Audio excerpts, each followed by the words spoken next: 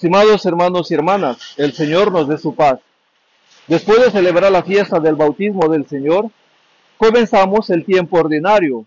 Se llama tiempo ordinario porque a lo largo de este año vamos a caminar con nuestro Señor Jesucristo en su vida cotidiana.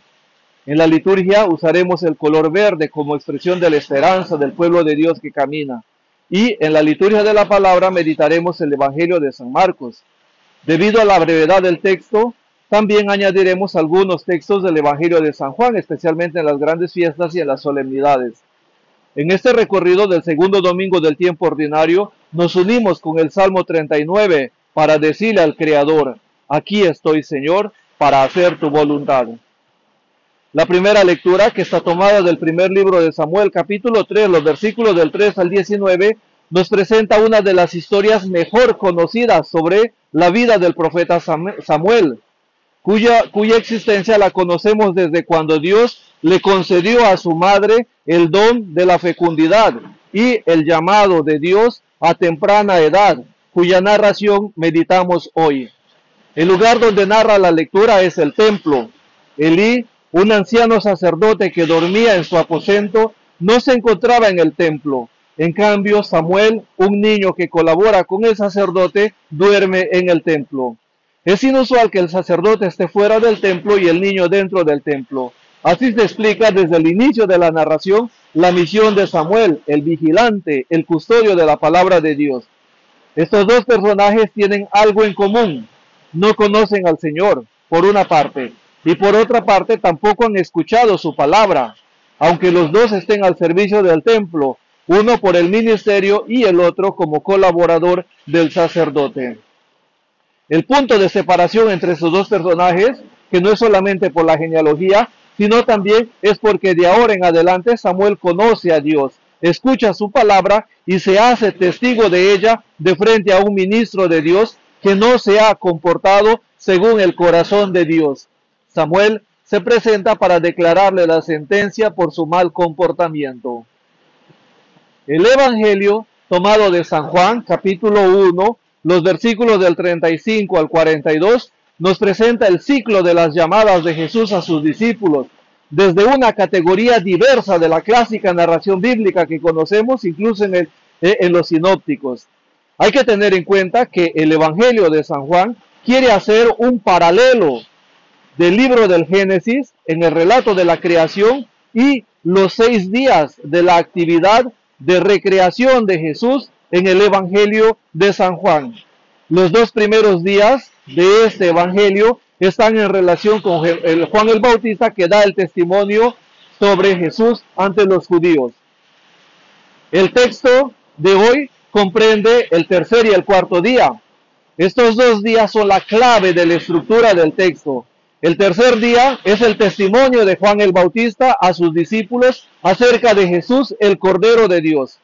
La narración comienza diciendo que Juan estaba con 2 de sus discípulos y describe 2 verbos que son importantes en Juan. El primero está en relación con Juan, que mira a Jesús, y el segundo representa la acción inherente de Jesús, que camina, que pasa y no se detiene. La síntesis de estos 2 verbos, mirar y pasar, condensa en la confesión de Juan el Bautista cuando dice: he ahí el Cordero de Dios. No son pocas palabras para un hebreo. La noción de Cordero está profundamente ligada al imaginario espiritual de los hebreos acerca del evento de Dios que ha liberado a su pueblo de la esclavitud de Egipto. La Pascua es la fiesta fundacional de los hijos de Israel, y en ese día se come el Cordero. La parte más lúcida de la narración es lo que viene a continuación con la secuencia de acciones de estos 2 discípulos que reaccionan ante el testimonio de Juan, que identifica a Jesús como el Cordero de Dios. A eso se añade otras acciones de estos 2 discípulos que deciden seguir a Jesús. La clave del seguimiento es la escucha del testimonio. No hay discipulado si no hay testimonio, y no puede haber testigos si no hay quien escucha. Hasta aquí, la narración tiene un sentido ascendente del ser humano que, motivado por un testimonio, toma la opción fundamental en su vida de querer seguir y de pretender acompañar a Jesús. Infortunadamente, en la secuela Christi, las cosas no son de esta manera, no son ascendentes. Se necesita de una llamada de parte de Dios. En el discipulado de Jesús, yo no decido seguirlo, es Él quien me llama, es Él quien me acepta, es Él quien me invita a participar de su proyecto. Por eso la reacción de Jesús legitima la narración de hoy cuando dice que Él se regresó y miró para atrás y les preguntó, ¿qué buscan? El profeta Isaías 55:6 dice, busquen al Señor mientras se deja encontrar, llámelo mientras está cerca. Estos dos discípulos de Juan el Bautista no llaman a Jesús Cordero de Dios o Cordero. He ahí el Cordero, como dice su maestro. En cambio, deciden llamarlo Rabí, maestro. El rabinismo de Jesús difiere del rabinismo judío, donde cada discípulo decide escoger a su maestro. En cambio, Jesús se autoatribuye la potestad de aceptar o de rechazar al candidato. La respuesta de aceptación de Jesús se da en la simplicidad de dos verbos en imperativo. Vengan y vean. Venir es el verbo que expresa el ministerio de Jesús que está siempre en camino. Los griegos conocieron la escuela peripatética, es decir, la escuela del camino. En el camino de la vida se instruía al discípulo. Este camino es dinámico y no es estático, es de paso y no es de parada. El otro verbo está relacionado con la acción de los discípulos, que es la misma acción de Juan el Bautista cuando vio a Jesús y confesó que Él era el Cordero de Dios. Ahora, estos discípulos deben ampliar la mirada en Jesús para confesarlo con sus propias palabras, no ya como Cordero, sino como Mesías.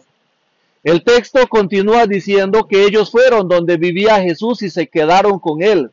Es decir, Jesús acepta a estos candidatos para que compartan la misión del anuncio sobre la base del testimonio que han recibido y que ahora están invitados a testimoniarlo como el Mesías.